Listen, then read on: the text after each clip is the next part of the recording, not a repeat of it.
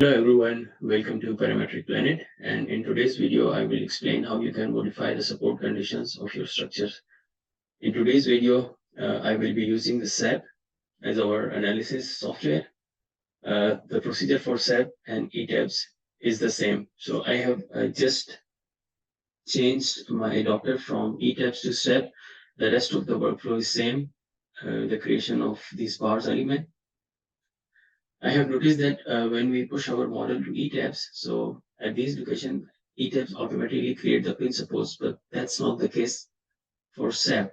So I have already pushed our elements in SAP. As you can see that we don't have supports at these points. So if we go and check and we see this restraint checkbox, it's also not activated. So it means we don't have any restraints. And if we check the properties of these points, and it says none, this one and this one also. So it means we don't have any support conditions. So how you can create that? For that you need to create an object which is called node, and in this one you have this support options.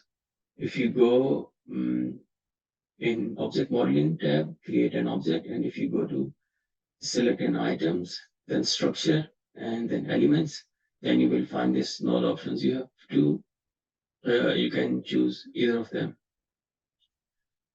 This one needs the position and the orientation of the support, and then the support and the name of the support. So for this example, I will just use the position and the support. It needs the points x, y, z coordinates. So what I have done here, I have just simply exploded the bars which I have created in my last tutorial in Etabs workflow. And if you explode this one, you will get all the properties associated with this bar.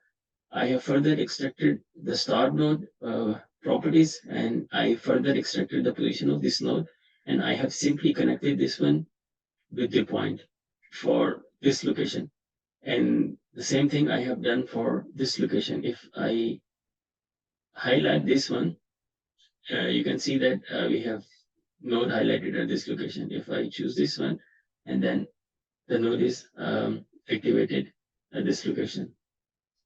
First, I will just create the translation XYZ are the translations, and XXYYZZ are the rotations. So I have just created the pin support, and I will push this one in our model. And now if we check, we have pin supports in our model. So let's now create the fixed support. Let me delete this model, and I will push this one. Let me make it false. I will push the model again, and now I will activate our fixed supports also.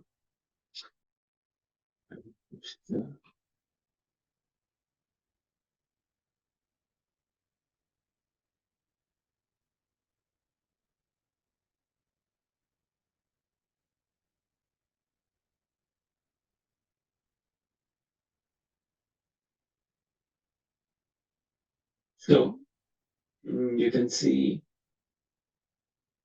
if we activate these restraints,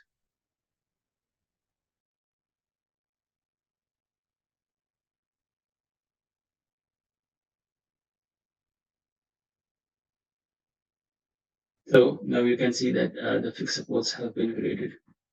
If we check the loads, which we have created last time, and it was this newly defined load, and it was 2000.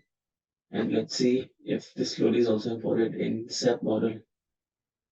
Element display. Yes, we have this load, and we can see that it's 2000 Newton per meter because it's in Newton meter. In Etabs, it was 2 kilonewton per meter. So that's how you can modify the support conditions at any stage in your model using this simple node object. So that's all for this video. I hope you like this one, and see you in the next one.